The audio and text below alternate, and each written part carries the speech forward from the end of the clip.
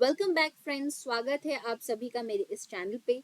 आज हम पढ़ेंगे नाउन्स के बारे में, जिसे हिंदी में हम कहते हैं संज्ञा। ठीक है, तो संज्ञा के बारे में जानेंगे और मैं आपको बताऊंगी कुछ ऐसे टिप्स जिससे कि आप नाउन्स, जो कि ग्रामर का एक पोर्शन है, इसके बारे में कभी भी नहीं भूलेंगे। ठीक है, आपको अच्छे से समझाऊंगी कि संज्ञा किसे कहते हैं और इसका उपयोग किस प्रकार होगा। चलिए पढ़ते हैं हम संज्ञा के बारे में, स्टार्ट करते हैं आज की अपनी क्लास। सबसे पहला टिप ये है स्टूडेंट्स कि आपको मैं सबसे शॉर्ट में बताती हूँ कि संज्ञा किसे कहते हैं। ठीक है, संज्ञा में किसी भी नाम को, ओके मैं इंग्लिश में लिख रही हूँ, प्लेस को, अगर बहुत ही सिंपल तरीके से बोलूँ, एनिमल को या थिंग को, मैं फिर से इसे हिंदी में रिपीट करती हूँ और आपको बताती हूँ, किसी भी जगह के नाम को या किसी व्यक्ति के नाम को, किसी भी नाम को, ठीक है, जगह को, किसी भी जगह की नाम को, ठीक है, किसी भी जानवर को या फिर किसी वस्तु को, ठीक है, हम कहेंगे संज्ञा। हम क्या कहेंगे स्टूडेंट्स? हम कहेंगे संज्ञा। ठीक है, किसी भी वस्तु को हम कहते हैं संज्ञा। ध्यान रखिएगा, नेम, प्लेस, एनिमल, थिंग, ये है आपका ट्रिक जो आपको ध्यान में रखना है। ठीक है, ये सबसे कॉमन चीज है जो कि बेसिक किसी भी को भी बताया जाता है।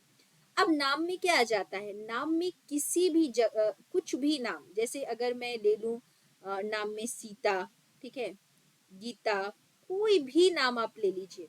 ध्यान रखिएगा, मैं यहाँ पे एक और टिप बताती हूँ आपको। कभी भी जब हम ये संज्ञा लिखते हैं, किसी का भी नाम लिखते हैं, तो पहला अक्षर हमेशा कैपिटल होता है। ध्यान रखिएगा, नेम, प्लेस, पहला अक्षर होगा वो हमेशा क्या होगा? कैपिटल लेटर का होगा। ये आपका एक ट्रिक है, ये आपको याद रखना है। कभी भी ये गलती मत करिएगा, कभी भी नाउन में नेम और प्लेस को लिखते वक्त उसको छोटे अल्फाबेट से स्टार्ट नहीं करेंगे। ठीक है, कैपिटल लेटर होगा। तो ये आपका हो जाता है नाउन। ठीक है, तो किसी भी, अब जगह का नाम क्या हो गया? जैसे मैंने ले लिया दिल्ली, ठीक है, या फिर मैंने ले लिया इंडिया। ठीक है, कंट्री का नाम हो गया या किसी जगह का नाम हो गया, किसी कॉन्टिनेंट का नाम हो गया, एशिया मैंने जैसे ले लिया। ठीक है, तो ये सारा क्या हो गया? ये प्लेस के अंडर में आ जाएगा। अब आ जाता है एनिमल। तो एनिमल तो आप सभी जानते हैं स्टूडेंट्स, कितने सारे डिफरेंट एनिमल्स हैं। ठीक है, आप कैट ले लो, ओके, आप डॉग ले लो, आप हॉर्स ले लो, या फिर किसी बर्ड्स का नाम भी ले लो। ठीक है, आप पीकॉक ले लो। तो ये सारे क्या हो गए? ये सारे आ जाते हैं एनिमल में। और वस्तु, वस्तु का मतलब है, मतलब इंग्लिश में इसको हम थिंग बोलते हैं। देखिए, ये वोकैबुलरी भी आपकी इनहेंस करेंगी। अगर आपको नहीं पता था तो ध्यान रखिएगा, वस्तु को हम थिंग कहते हैं। तो ये भी आ जाएगा। जैसे थिंग में वो सारी चीजें जिसे आप देख सकते हैं, छू सकते हैं, वो आपके थिंग्स में आता है। जैसे चेयर हो गया, डेस्क हो गया। ठीक है, मैं आपको उदाहरण भी देते जा रही हूँ। ठीक है, बेड हो गया, ओके। तो ये सारा कुछ क्या हो गया? ये आपका थिंग हो गया। कॉट हो गया, उसके अलावा और कुछ कुछ भी, जैसे टब हो गया, ये सारा कुछ क्या है? ये थिंग के अंडर में आता है। तो ध्यान रखिएगा, नेम, प्लेस, एनिमल, थिंग, ये क्या है? ये आपके नाउन्स में आते हैं। क्लियर है आपको? ठीक है, चलिए अब हम आगे बढ़ते हैं। अच्छा, दूसरा ट्रिक जो मैंने आपको बताया था वो भी ध्यान में रखना है कि कभी भी नेम और प्लेस जो है उसका फर्स्ट लेटर हमेशा क्या होगा? कैपिटल होगा। ठीक है, चलिए अब आते हैं काइंड्स ऑफ नाउन्स में।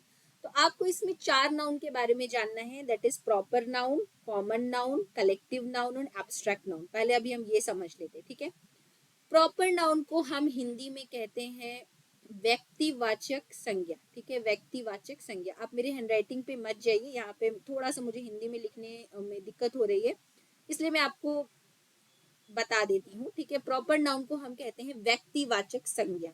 ठीक है, अब इसमें क्या आता है? अभी अभी हमने क्या पढ़ा था? नेम, प्लेस, एनिमल, थिंग को हम क्या कहते हैं? नाउन कहते हैं। तो प्रॉपर नाउन में आपका आ जाता है किसी का नाम, स्पेसिफिक नाम या प्लेस का नाम। ठीक है, याद रखिएगा ये बहुत ही स्पेसिफिक होता है। स्पेसिफिक कहने का मतलब है मेरा यहाँ पर कि बहुत ही सटीक होता है। ठीक है, सटीक को कहते हैं हम हिंदी में, इंग्लिश में स्पेसिफिक। ठीक है, जैसे किसी का नाम, नाम में देखिए, जैसे सीता, गीता, राम, हरि, ये सारा क्या हो गया? ये नेम में आ गया। प्लेस, कोलकाता, दिल्ली, मुंबई, लखनऊ। ठीक है, कोई भी जगह का नाम आ गया प्लेस। तो इसको हम क्या कहेंगे, इसको हम कहेंगे प्रॉपर नाउन। ठीक है, अब इसको मैं उदाहरण के तौर पे आपको समझाती हूँ। एग्जाम्पल मैंने लिया अशोका। ठीक है, Ashoka is a great king. ठीक है, चलिए मैं लिखती हूँ Ashoka is a great king. यहाँ पे नेम आपका क्या है, नेम है आपका अशोका। ठीक है, तो ये आपका क्या हो जाएगा, ये आपका प्रॉपर नाउन हो जाएगा। हमेशा ध्यान रखिएगा कोई भी स्पेसिफिक नेम या प्लेस ये आपका आता है हमेशा प्रॉपर नाउन में। ठीक है, क्योंकि ये रेफर करता है एक पर्टिकुलर, एक पर्टिकुलर मतलब एक व्यक्ति को। ठीक है, एक, इसलिए इसको व्यक्तिवाचक संज्ञा भी कहते हैं। ठीक है, तो यहाँ पे पर्टिकुलर बहुत ही स्पेसिफिक है, इस वजह से है ये प्रॉपर नाउन। चलिए आगे बढ़ते हैं। अब आ जाता है हमारा कॉमन नाउन। नाम से ही समझ में आता है कॉमन, बहुत ही कॉमन सा है। कॉमन का मतलब आपको देखिए इंग्लिश में बहुत हम लोग डेली के वार्तालाप में बहुत इजीली कहते हैं कॉमन सी चीज है। ठीक है, कॉमन मतलब बहुत साधारण है। ठीक है, तो जो सब में आ जाता है, तो इसको हम लोग हिंदी में कहते हैं जातिवाचक। ठीक है, जातिवाचक संज्ञा, करेक्ट। ठीक है, अब फिर से आप मेरे हैंडराइटिंग पे इसमें मत जाइएगा, पहले आप समझने की कोशिश करिए। ठीक है, अब कॉमन नाउन में क्या आ जाता है कि जैसे देखिए नेम में हम क्या था कि हम स्पेसिफिक किसी का नाम ले रहे थे, जगह का नाम ले रहे थे। कॉमन नाउन में ऐसा नहीं है। कॉमन नाउन का अगर मैं उदाहरण दूं, देखिए सबसे, अब एनिमल और थिंग, सबसे पहले तो इसमें कोई भी एनिमल का नाम या कोई भी थिंग जो है वो कॉमन नाउन में आएगा, ये बात आप ध्यान में रखेंगे। ठीक है, सबसे पहले कोई भी जानवर का नाम, एनिमल या थिंग जो है वो आपका कॉमन नाउन में आएगा। दूसरी बात आपको ये ध्यान में रखना है, जैसे कि अगर मैं बात करूं किंग, ठीक है, तो किंग बहुत सारे हैं। किंग एक कोई अकेला नहीं है, अशोका भी किंग था, अकबर भी किंग थे।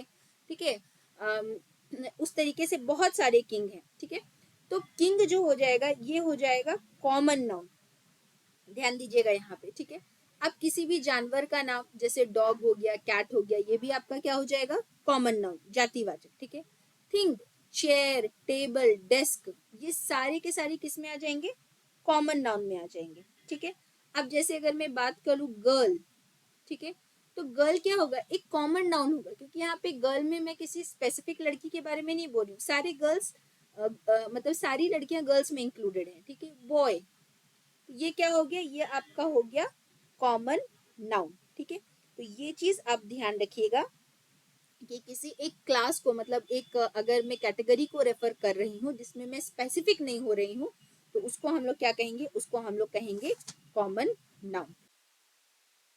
चलिए फ्रेंड्स, अब हम बिगिन करते हैं कलेक्टिव नाउन से। देखते हैं कलेक्टिव नाउन किसे कहते हैं।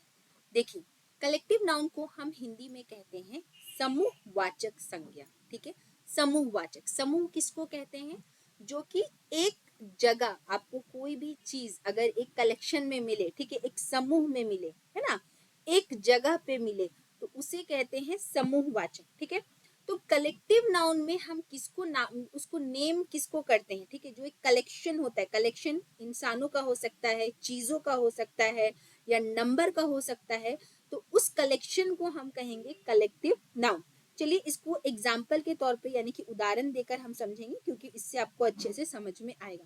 देखिए एक चीज मैं यहाँ पे आपको मेंशन करना चाहूंगी, इसको आप टिप ले लीजिए चाहे कुछ भी ले लीजिए, आपको यहाँ पे थोड़ी चीजों को याद रखने की जरूरत है। ठीक है, रिमेम्बर करना ही पड़ेगा। Even when I was learning English, ठीक है, इसमें आप ऐसा नहीं हो सकता है कि इसको याद करने की क्या ट्रिक है। देखिए किसके कलेक्शन को क्या कहते हैं ये आपको पता होना चाहिए। चलिए पहले एग्जाम्पल लेते हैं, मैं आपको बताऊंगी इसमें आपको याद क्या करना है। अगर जैसे कि मैंने आपको कहा एग्जाम्पल है क्राउड ऑफ पीपल, नहीं, ठीक है, मैं यहाँ पे सिर्फ लिख रही हूँ crowd of people, crowd of people. ठीक है, तो यहाँ पे क्राउड ऑफ पीपल अगर मेरे कहने का मतलब है, तो ये जो वर्ड है क्राउड, क्राउड किसको कहते हैं, लोगों के समूह को क्राउड कहते हैं। यानी कि अगर मैं इसे हिंदी में लिखूं तो इसका मतलब होता है भीड़। ठीक है, तो भीड़ को हम क्या कहते हैं, भीड़ को हम कहते हैं क्राउड। ठीक है, तो क्राउड ऑफ पीपल क्या हो जाएगा, आपका एक कलेक्टिव नाउन हो जाएगा, यानी कि समूहवाचक संज्ञा हो जाएगा। ठीक है, जैसे अगर मैं कहूँ अंगूर का गुच्छा, तो गुच्छा क्या है आपका, वो है आपका कलेक्टिव नाउन यानी कि समूहवाचक संज्ञा। ठीक है, तो उसी तरीके से चलिए हम इसको इंग्लिश में लिख लेते हैं। जैसे अंगूर के गुच्छे को मैंने कहा, तो उसका एग्जाम्पल हो जाएगा बंच ऑफ ग्रेप्स। उसको क्या कहेंगे? Bunch of grapes. गुच्छे को हम कहते हैं बंच, ठीक है। तो यहाँ पे बंच ऑफ ग्रेप्स क्या है आपका? ये है आपका कलेक्टिव नाउन, ठीक है, ध्यान रखिएगा। तो अब इसमें याद क्या करना है वो मैं आपको बताती हूँ। याद इसमें आपको ये रखना है कि किसके कलेक्शन को हम क्या कहते हैं। मतलब कि अगर लोगों का समूह है तो उसको इंग्लिश में हम क्राउड कहेंगे, जिसका मतलब भीड़ होता है। अगर ग्रेप्स है, कोई फ्रूट है उस तरीके का जो कि अनकाउंटेबल है, जिसको आप गिन नहीं पा रहे हैं, तो उसको हम लोग कहेंगे बंच, यानी कि गुच्छा, ठीक है। तो ये आपको ध्यान रखना है, ओके। अब जैसे मैं एग्जांपल ले रही हूँ आर्मी। आर्मी क्या होता है? आर्मी किसको कहते हैं?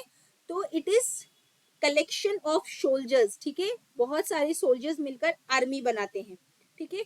उसी तरीके से अब अगर मैं एग्जांपल लूं, यहाँ पे मैं एक और एग्जांपल ले रही हूँ। जैसे कि आप फ्लीट ऑफ शिप, ठीक है। अगर शिप की मैं बात करूं, मतलब जहाज की मैं बात करूं, ठीक है, तो उसे हम कहेंगे फ्लीट। क्या कहेंगे? Fleet. Fleet of ships, ships, ठीक है, या वेसल्स। तो उस जहाज के कलेक्शन को क्या कहते हैं? फ्लीट कहते हैं, ठीक है। उसी तरीके से स्टूडेंट्स बहुत सारे यहाँ पे आपको याद करने की जरूरत है। वही मैं कह रही थी कि डिफरेंट डिफरेंट जो ये आपके जो कलेक्टिव नाउन्स हैं, ठीक है, उनको आपको याद करने की जरूरत है।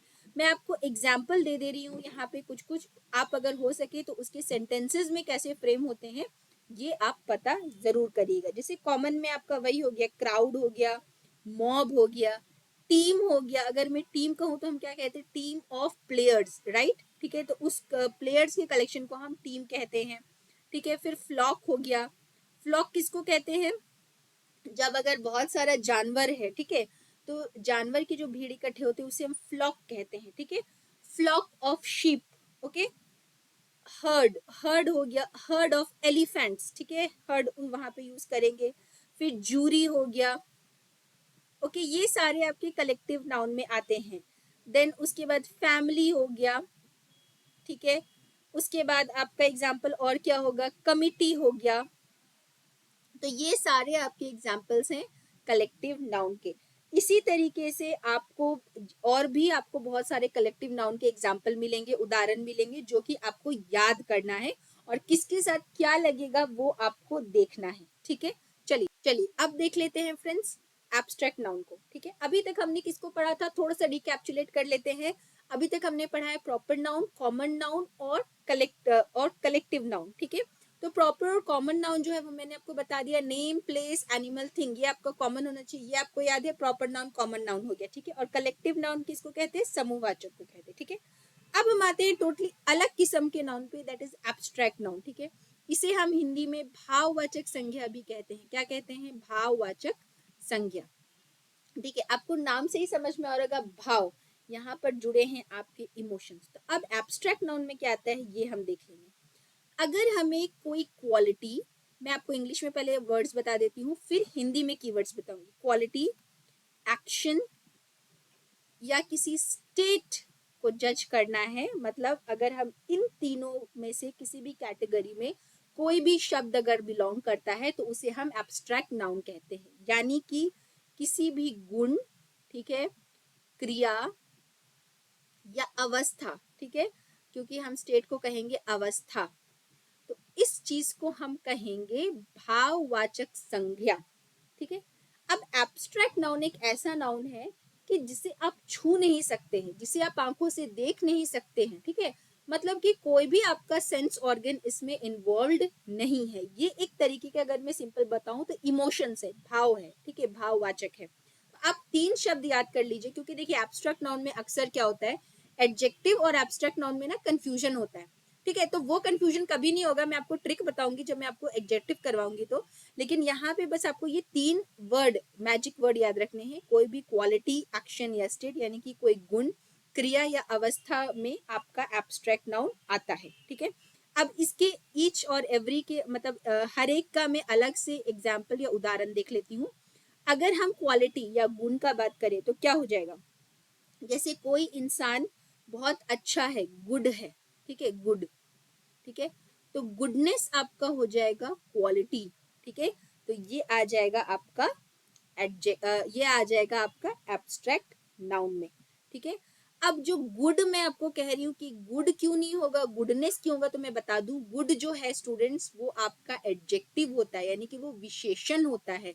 वो अलग से एक चैप्टर है, वो मैं आपको बाद में करवाऊंगी, यहाँ पे समझ लिए इसको एडजेक्टिव से ही हम बना रहे हैं, गुड से गुडनेस का वर्ड आता है, ठीक है। इसको लेकिन ये होता है गुडनेस जो है वो होता है आपका एब्स्ट्रैक्ट नाउन, राइट। अब काइंड, काइंड का मतलब क्या होता है, जिसका हृदय जो बहुत ही बड़े हृदय का हो, ठीक है, बहुत ही दयालु हो, उसको हम लोग काइंड कहते हैं। तो काइंड एक एडजेक्टिव है, आपको अगर एब्स्ट्रैक्ट नाउन लिखना है तो ये क्या हो जाएगा, काइंडनेस हो जाएगा, ठीक है। ओके, ये हो गया आपका काइंडनेस। इसकी एग्जाम्पल क्या हो जाएगा, ऑनेस्टी। ऑनेस्टी एक बहुत अच्छा एग्जाम्पल है, ठीक है, मतलब ईमानदारी जिसको कहते हैं, ये भी एक एब्स्ट्रैक्ट नाउन है। उसके बाद विजडम, विजडम मतलब बुद्धिमता, ठीक है, आप कितने बुद्धिमान है, मतलब कितने आपको अकल है, अकलमंदी कितना है, that is wisdom, okay. Next आ जाता है ब्रेवरी, BRAVERY, वीरता, आप कितने वीर हैं, वो हो जाता है आपका एब्स्ट्रैक्ट नाउन। वीरता याद रखिएगा, वीरता है, वीर नहीं, वीरता, that is your abstract noun.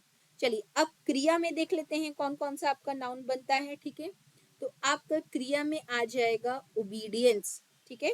Obedience का मतलब हो जाता है स्टूडेंट्स कि आप कितने आज्ञाकारी हैं, ठीक है। तो आज्ञाकारी को हम कहेंगे ओबीडियंस, ठीक है। ये ओबे शब्द से आया है जो कि क्रिया का है, ओबे, ओबेड, ठीक है। क्रिया के ओबे शब्द से बनता है ओबीडियंस।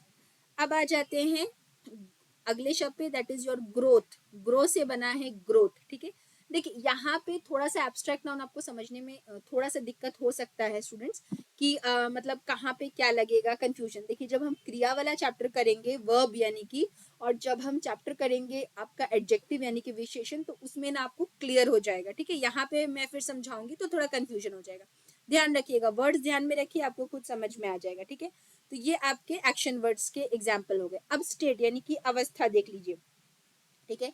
तो स्टेट क्या मतलब, किस अवस्था में हो, तो कोई बच्चा है तो ही इज ए चाइल्ड, ठीक है, तो वो अपने बचपने में है, चाइल्डहुड, बचपना, ठीक है, बचपना, चाइल्डहुड, ठीक है। वो अपने जवानी में है, दैट इज बॉयहुड, ठीक है। वो जवान है, सॉरी वो जवानी है, दैट इज यूथ, मतलब वो एक अब अडल्ट हो चुका है, दैट इज यूथ, ठीक है।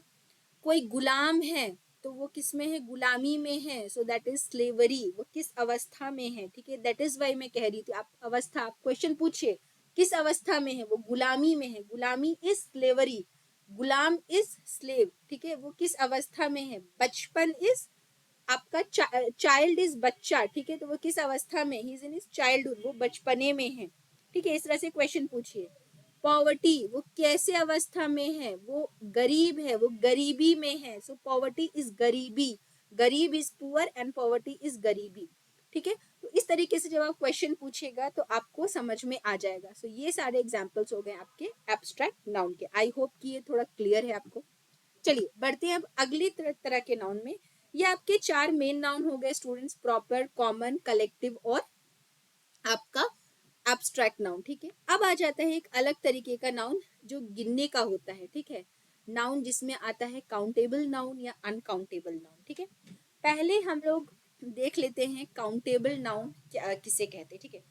किसी भी चीज को जो आप गिन सकते हैं, काउंट का मतलब ही होता है गिनना, अगर आप गिन सकते हैं, काउंट का मतलब ही होता है गिनना, गिन सकते हैं तो वो काउंटेबल नाउन में आता है। अगर आप उसको गिन नहीं सकते हैं तो वो अनकाउंटेबल नाउन में आता है, ठीक है।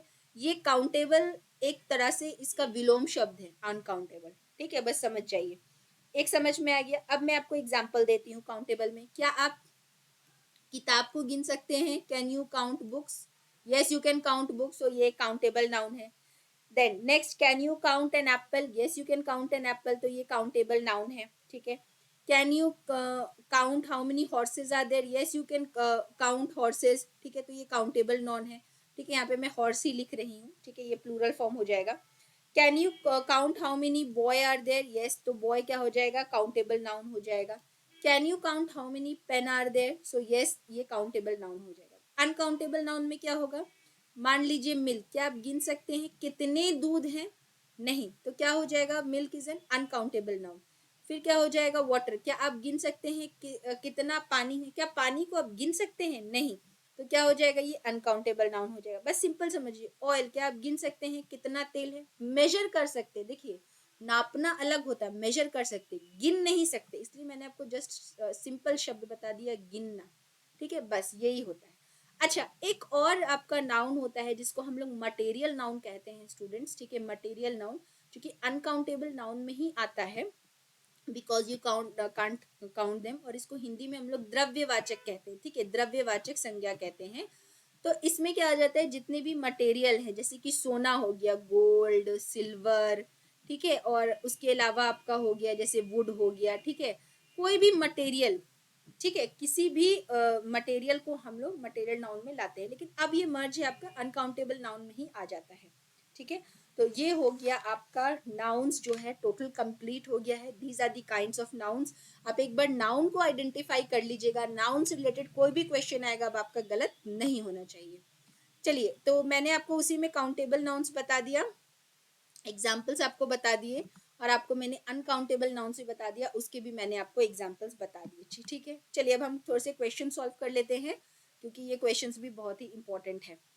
तो सबसे पहला क्वेश्चन मेरे साथ साथ सॉल्व करने की कोशिश करिए अगर आपको समझ में आया है तो। पहला है the crowd was very big, इसमें क्या होगा, कैसा नाउन होगा, क्राउड है, देखिए तो क्राउड कैसा नाउन है, हमें सबको पता है, this is an abstract noun, ठीक है, तो यहाँ पे हो जाएगा एब्स्ट्रैक्ट नाउन।